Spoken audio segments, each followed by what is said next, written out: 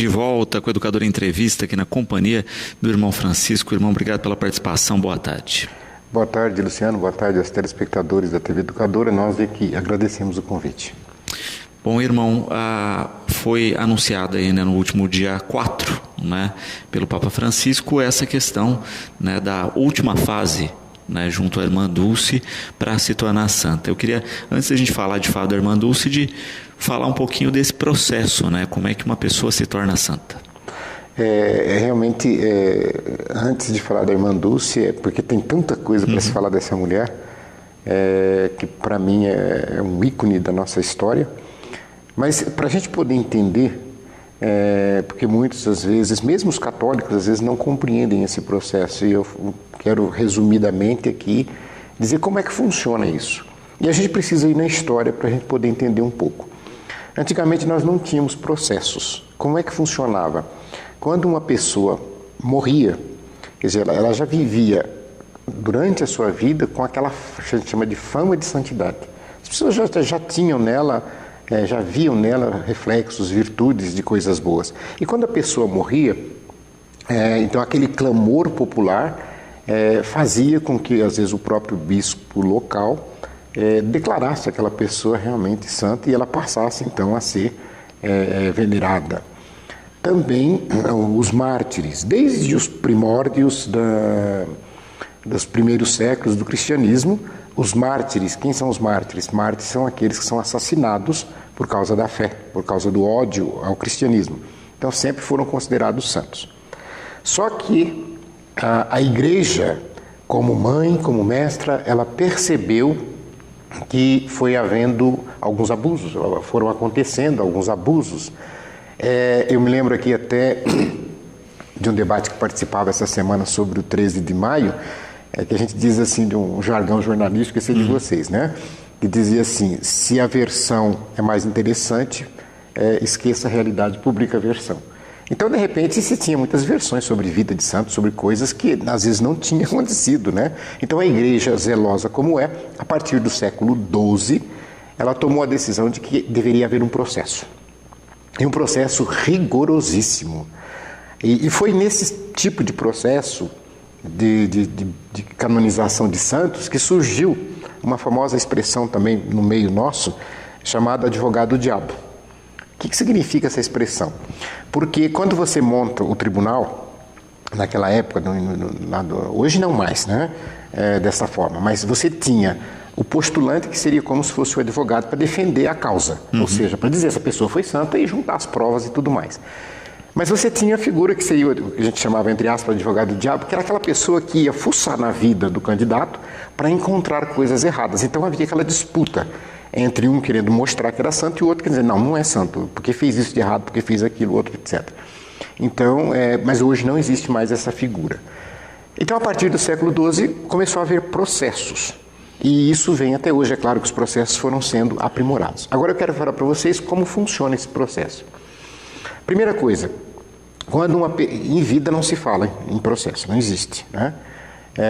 Quando uma pessoa morre, se ela é cristã, católica, então e ela morre em fama de santidade, então as pessoas começam a comentar a vida dela, o que ela fez em vida, tem que se esperar 5 anos depois da morte. Antes de 5 anos não adianta querer fazer nada, porque não se faz.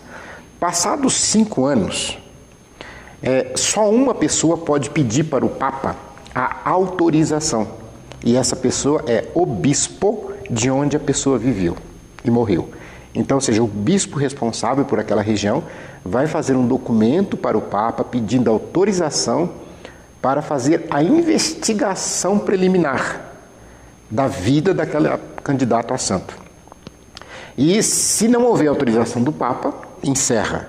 Havendo autorização, o bispo faz a investigação, ou seja, colhe algumas provas, alguns depoimentos, alguns documentos, algumas coisas da vida daquela pessoa, e aí ele instrui tudo isso e manda para Roma pedindo aí, no caso, não autorização para investigação prévia, autorização para a abertura do processo. Se Roma autorizar a abertura do processo, então ele vai instituir um tribunal, ou seja, o bispo vai nomear juiz, promotor de justiça, notário, toda as pessoas que vão participar desse processo. E, a partir desse momento, o candidato passa a ser chamado servo de Deus. A ser chamado servo de Deus. E aí, então, esse tribunal, ele vai ouvir testemunhas que conviveram com a pessoa, ou que se não conviveram, parentes, se tem filhos, se tem irmãos, se tem patrão, os colegas, vai ouvir e transformar isso em transcrito em termos. Depois, vai juntar a documentação referente à paróquia que essa pessoa frequentava, certidão de batismo, primeira Eucaristia, crisma, junta toda essa documentação. Se tem fotografias, se tem filmes, se tem depoimentos, então vai se juntando tudo nesse processo, onde ele é simplesmente servo de Deus. Esse processo novamente é encaminhado para Roma, com um parecer do tribunal e do bispo, e se o Papa mandar encerrar, encerra, arquiva, esquece. Como tem muitos que foram arquivados, esquecidos.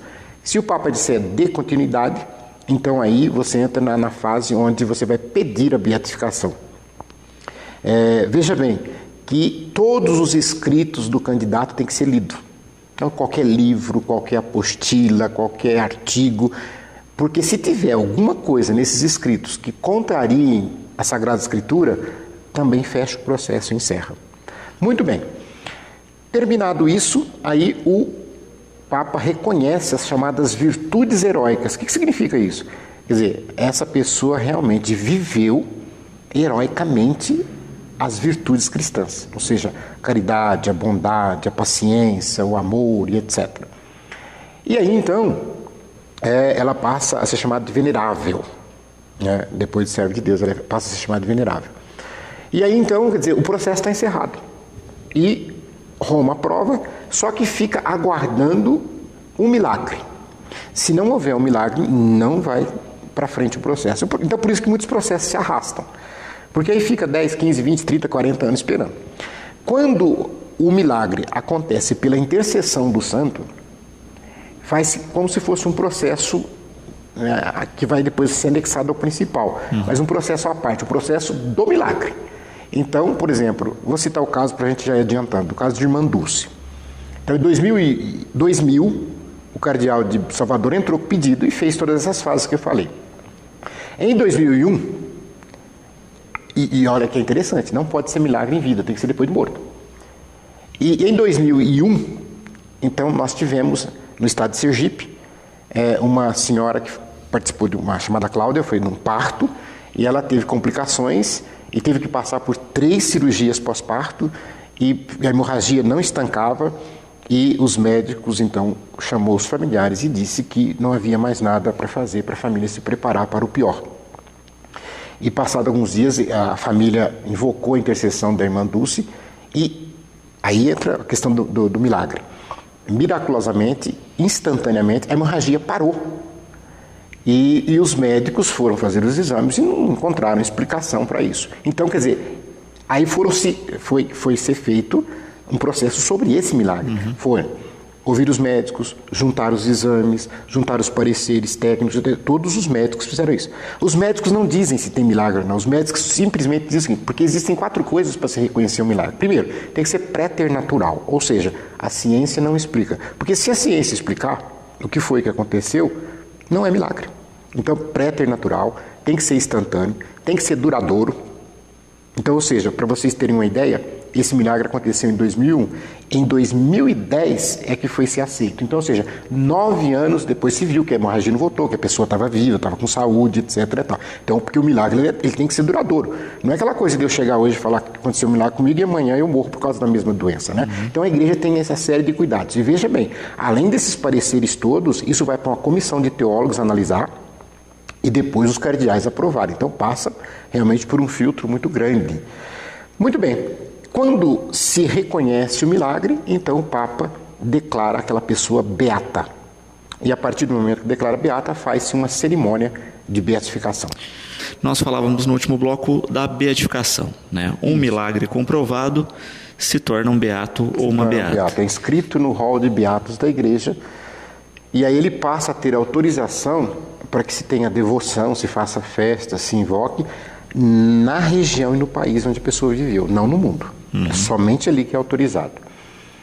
E depois, no caso, vamos aproveitar a irmã Dulce que nós estamos falando, isso aconteceu em 2010, ou seja, 9 anos depois do milagre. O Papa Bento XVI a declarou beata.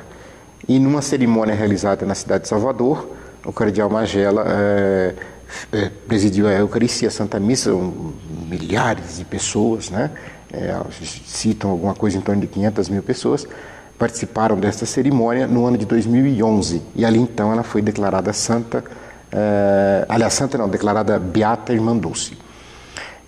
E depois então, quer dizer, agora ficaram aguardando o milagre, então é a próxima fase, aguardando o milagre. Nós temos beatos, Luciano, que tem 200, 300, 400 anos que é beato e não foi declarado santo. E sabe-se lá se vai. Mas aí é bom esclarecer para as pessoas não confundirem as coisas. Teologicamente, para nós cristãos católicos, santos são todos aqueles que estão nos céus. São todos aqueles que fazem a vontade do Pai, são todos aqueles que vivem a harmonia com os irmãos, o amor, etc. Esses são santos. Só que o que a igreja diz? Ela diz assim, não é que existem categorias, mas existem pessoas que vivem um pouquinho mais, que doam um pouquinho mais, que se dedicam um pouquinho mais. Por isso que surge a expressão virtudes heróicas. E aí a igreja diz, essas pessoas, a igreja reconhece neles algo mais. Por isso que a gente fala santos de altar, né? Porque santos são todos que estão no céu. Mesmo que nunca foi beatificado, nunca foi canonizado, são santos. E quantos santos nós temos que viveram anonimamente, que ninguém sabe, mas que estão na glória dos céus. Mas muito bem, a próxima fase então seria a da canonização, que é a última. E aí, eu vou pegar mais uma vez o gancho com a irmã Dulce. Então, por exemplo, em 2010 foi declarada beata, em 2011 foi feita a cerimônia, e ficou esse tempo todo aí, praticamente 8, 9 anos, aguardando um milagre, né? E esse milagre veio. Ainda não foi, porque estavam sendo analisados 3 milagres. E vejam bem, não pode ser milagre acontecido antes da beatificação. Então não podia pegar um lá atrás e trazer para cá, não. Teria que ser acontecido depois da beatificação. E esse milagre ainda não foi amplamente divulgado ou totalmente divulgado em relação à pessoa, localização, etc. e tal, mas alguns dados já nos foram passados. Que milagre foi esse que tornou a irmã Dulce santa da igreja? Foi de uma pessoa que já estava cega há muitos anos, né? Tinha um problema seríssimo na visão, então não enxergava absolutamente nada. Essa pessoa fez tratamentos, não conseguiu. Então, tem um monte de laudo, tem um monte de exames dizendo essa pessoa é cega. Inclusive tem que ela ganhou um cão-guia, tem várias testemunhas de tudo isso, né? E essa pessoa invocou, ela teve uma conjuntivite para complicar tudo mais, e ela invocou a intercessão da irmã Dulce, e ela dormiu cega e acordou enxergando. E aí, quer dizer, foi levado esse caso para os médicos analisarem. Quando diz que é milagre, a igreja não diz, não, é milagre, realmente eu sabia que estava cego. Não. Então os médicos fizeram novamente todos os exames. E vou dizer uma coisa, se os médicos tivessem feito o exame e tivessem constatado no exame que houve recuperação disso, que houve aquilo, outro, e ele voltou a enxergar, isso não seria um milagre. Isso seria uma cura, que é um processo de tratamento. Processo natural. Processo natural.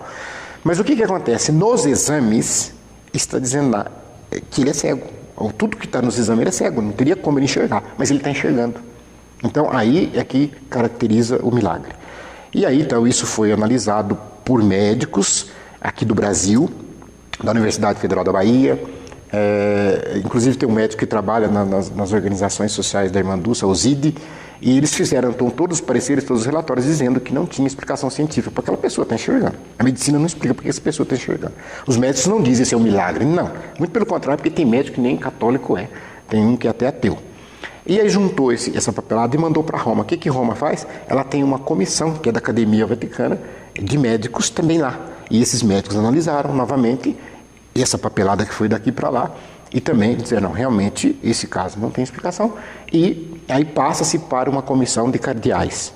Aí eles sim vão dizer que é ou não milagre. E aí isso então foi para o Papa, e aí então nessa última segunda-feira o Papa Francisco, ele então, recebendo o cardeal Bitiu, que é da Congregação para a Causa dos Santos, ele disse, não, realmente esse milagre é verídico. Só que agora ele ainda vai levar esse milagre para o consistório de junho, onde na reunião com os cardeais, então aí será solenemente declarada Santa Dulce dos Pobres, a primeira santa brasileira. E eu falo primeira porque a Santa Paulina foi a primeira canonizada aqui no Brasil, brasileira, mas só que ela nasceu na Itália e viveu aqui. Mas e o beato é homem, né? Aliás, o Frei Galvão, São Frei Galvão é homem, né? Então a mulher, ela é a primeira. Irmão, nós falávamos aí, né, do processo de canonização e vamos falar um pouquinho da Irmã Dulce, né, com esse anúncio aí, né, da última fase da canonização vindoura dela. A trajetória de vida é impressionante, né? É muito impressionante porque eu diria assim, não tem tempo suficiente, claro, para a gente querer aprofundar muito sobre a vida da Irmã Dulce. Mas, então muita coisa vai ficar para trás, mas eu gostaria de pontuar algumas coisas importantes. Para dizer que o processo foi mera formalidade. Irmã Dulce, ninguém tinha dúvida da sua santidade, da forma como essa mulher viveu e tudo que ela fez, sem comentários. Eu estava lendo, e vocês devem ter acompanhado também pelas redes, esta semana passada, um embate que nós tivemos na Itália entre o primeiro-ministro e o cardeal Konrad Krajewski, porque esse cardeal ele foi nomeado pelo Papa Francisco, ele era cerimoniário de Bento XVI, ele foi nomeado arcebispo, depois cardeal, chamado esmoleiro, para cuidar dos pobres da cidade. E a função dele é essa. Ele vai para a cadeia, ele viaja de madrugada distribuindo cobertor, distribuindo comida para a rua, para os pobres, para os moradores de rua, que aliás Roma tem muito também, né? Quer dizer, onde não temos, né? E ele faz esse trabalho. E o que ele fez a semana passada?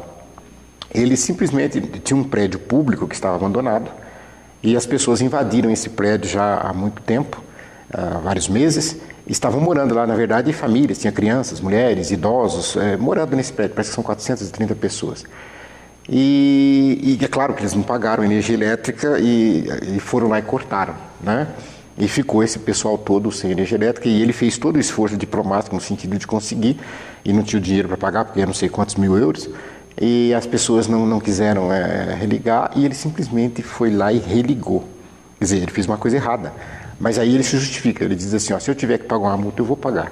Se eu tiver que ser preso, eu vou ser preso. Mas pelo menos enquanto não sai uma ordem judicial mandando desligar de novo, eles vão ter energia elétrica. Então são coisas assim que a gente percebe esses ímpetos de santidade. E na vida da Irmã Dulce nós temos muitas coisas parecidas nesse sentido.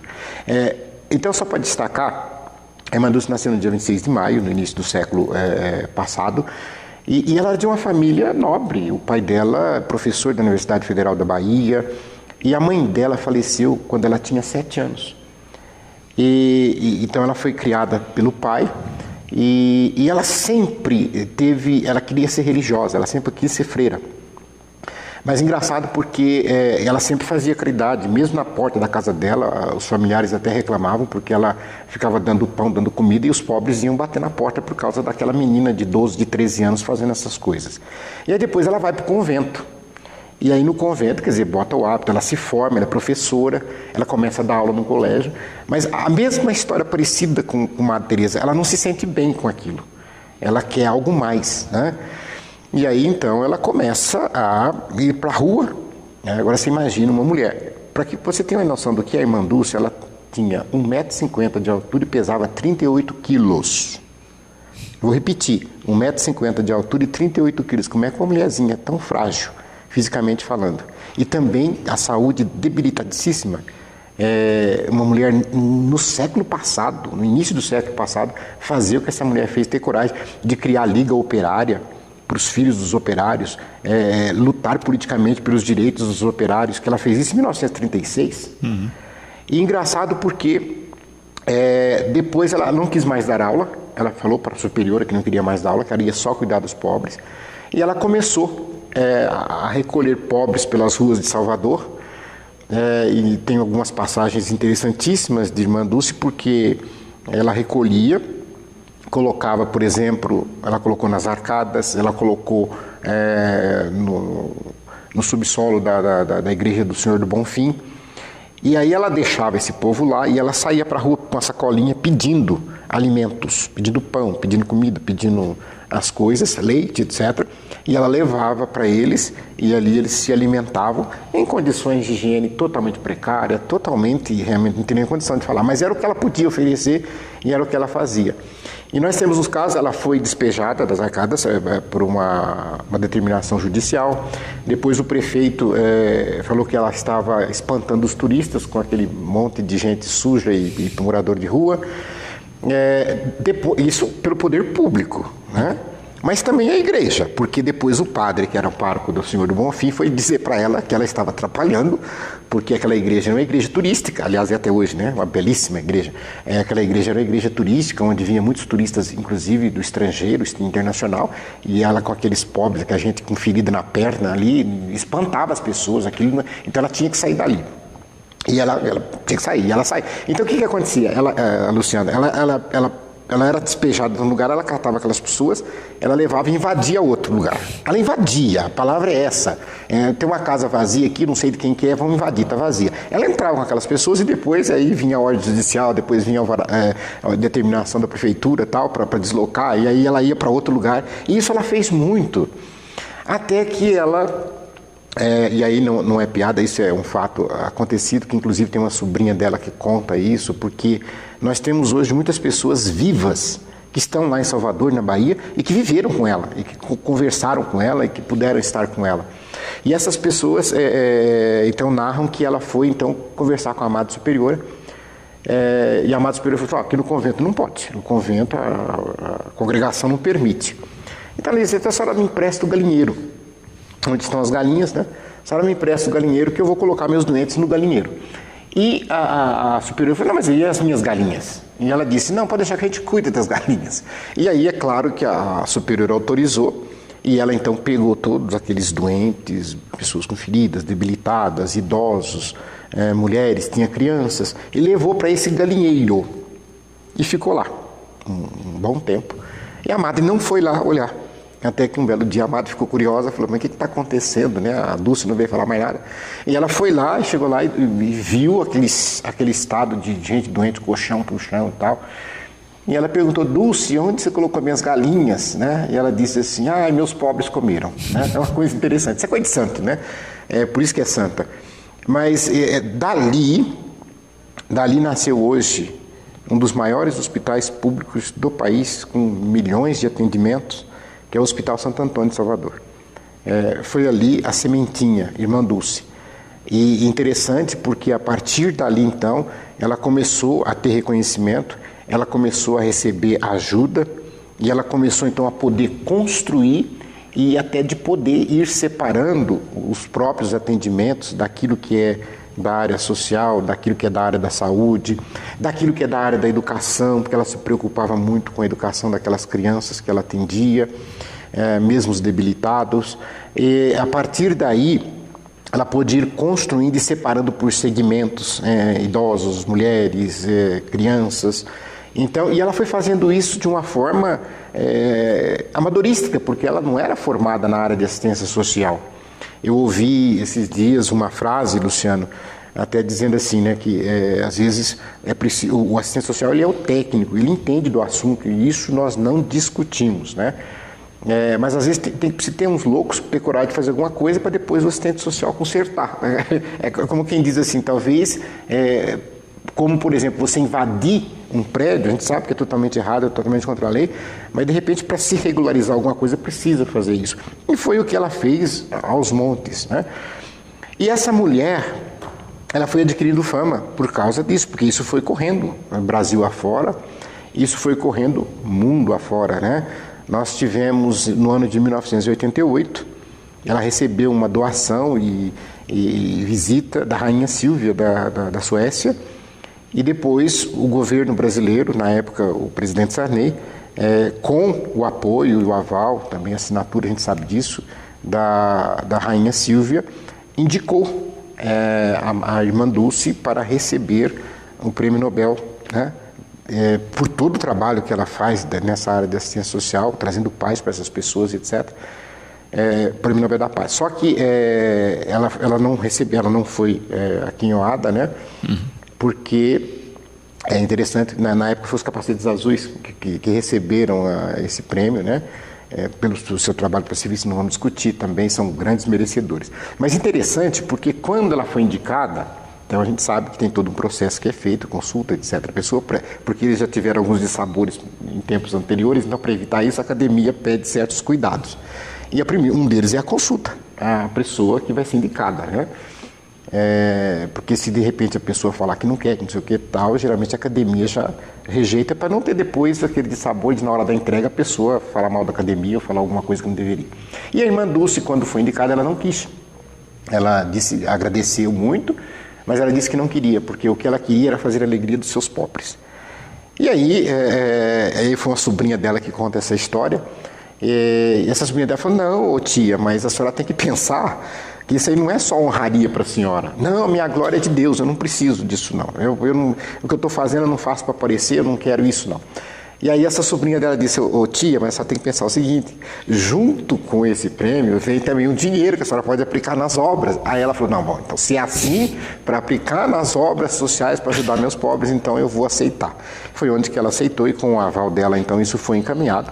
Ela não foi aquinhoada, mas não se iludiu com isso, não se entristeceu, continuou fazendo o seu trabalho, um trabalho realmente maravilhoso que eu não conheço pessoalmente, mas porque eu nunca fui à Bahia, né? Eu já fui em vários estados do Brasil, mas um dia eu quero sim conhecer essas obras.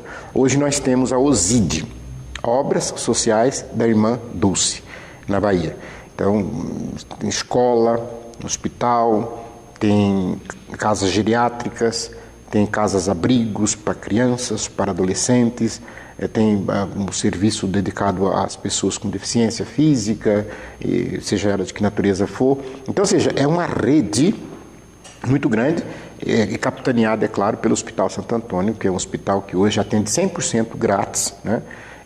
Tem seus convênios com o SUS e com toda a coisa ali certíssima. Quando a gente pensa, né, nessa questão das ações da Irmã Dulce que levam a esse reconhecimento, né, o interessante é isso, né, que o depoimento é diário, né, não é uma ação esporádica, né, é uma rotina de vida que se manifesta em todos os momentos, né. Quando ela toma essa decisão de acolher os pobres, ela já tinha também um histórico de, né, convivência com a própria irmã, né, em que ela faz a sua promessa ali de que seu irmão obtesse uma cura de ficar dormindo a vida toda sentada, né. Então tem uma série de feitos e de fatos aí que mostram uma rotina de dedicação ao próximo. A gente precisa entender que aqui existem duas coisas que são aliadas e inseparáveis, né? A vida de fé e de oração, né?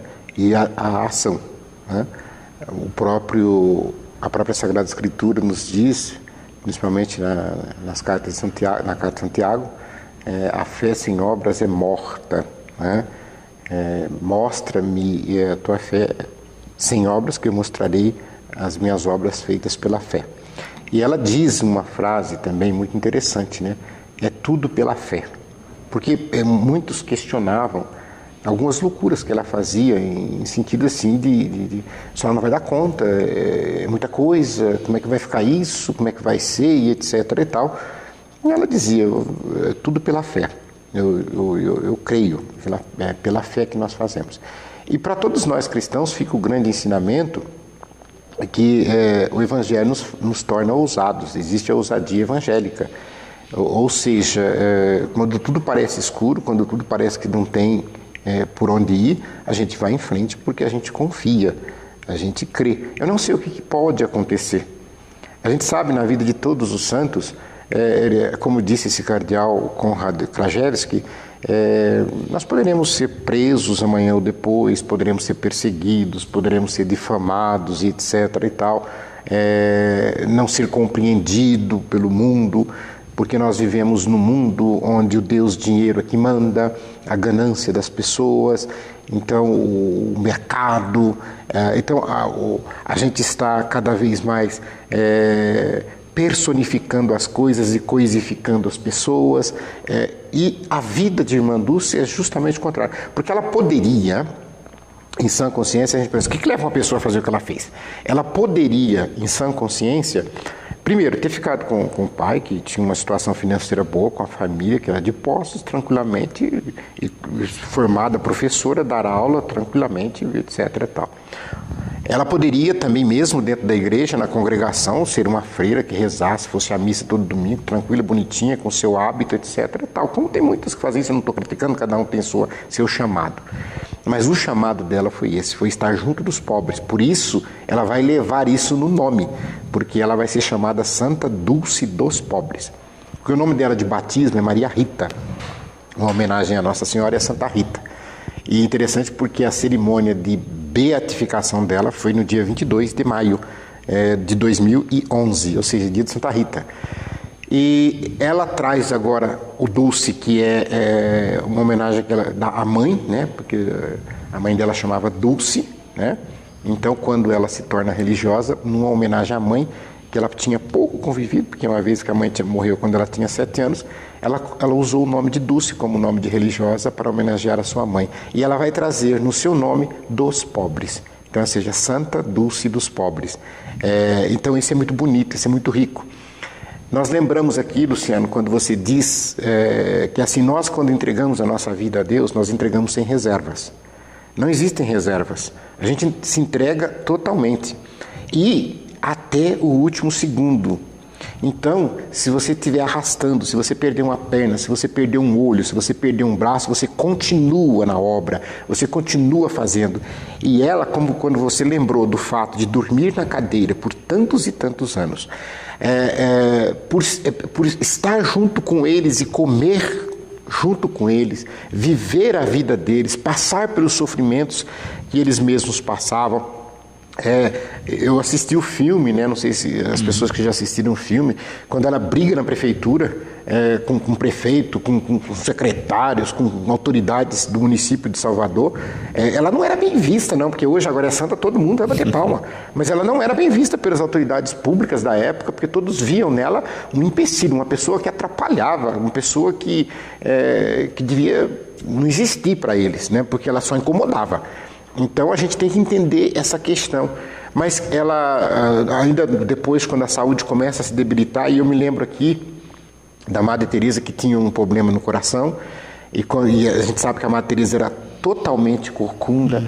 Eu não sei se vocês já prestaram atenção em alguma fotografia dos pés da Madre Teresa de Calcutá, totalmente cheio de, como é que chama? Não é esporão que fala, mas é um negócio assim, aquilo devia doer, mas ela não deixou de fazer a obra. E Irmã Dulce tinha, já no finalzinho, ela perdeu 70% da capacidade de respiração. Essa mulher tinha só 30% da sua capacidade. Mas ainda quando tinha um pouco da sua saúde, ela teve um momento fantástico na vida dela, que foi um momento que a Bahia nunca vai esquecer. Quando João Paulo II, também santo hoje, São João Paulo II, ele visitou o Brasil, ele celebrou para quase 1 milhão de pessoas lá na Bahia. E naquela celebração, foi reservada a esta santa, a esta mulher, um reconhecimento público maravilhoso quando ela foi chamada. Porque tinha lá milhares de freiras, de bispos, de cardeal, ninguém foi chamado não. Ela foi chamada para subir lá onde estava João Paulo II, e ela subiu as escadarias. E isto basta vocês baixar no YouTube, basta vocês olharem no YouTube, nas redes, vocês encontram isso. Enquanto ela estava subindo, sendo auxiliada, e o vento fazia com que o seu hábito quase que voasse para o céu, aquela multidão gritava: Irmã Dulce, Irmã Dulce, Irmã Dulce, em vida, em vida. Tanto que a Bahia ama essa mulher, porque a Bahia conhece essa mulher.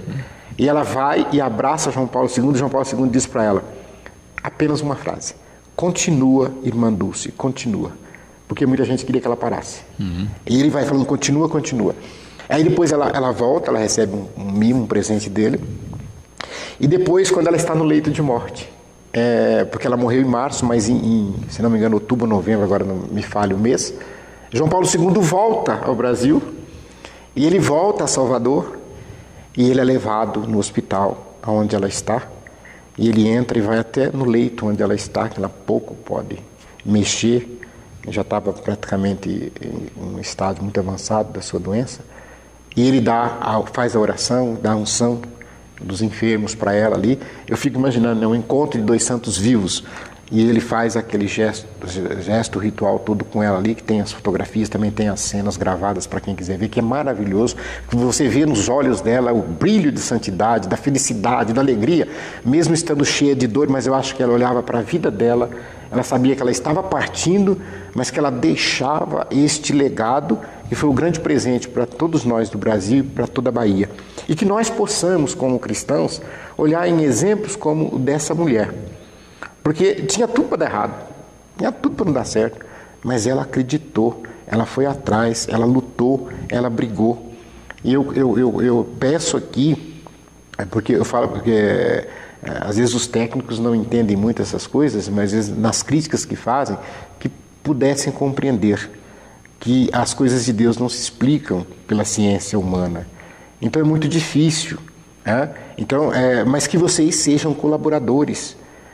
Quando vocês verem pessoas, não importa a religião, se são espíritas, se são protestantes, se são católicos, mas se estão fazendo bem para os seres humanos, que vocês coloquem o conhecimento e o saber científico de vocês à disposição dessas pessoas que são, às vezes, como eu, curiosos na área da ciência social.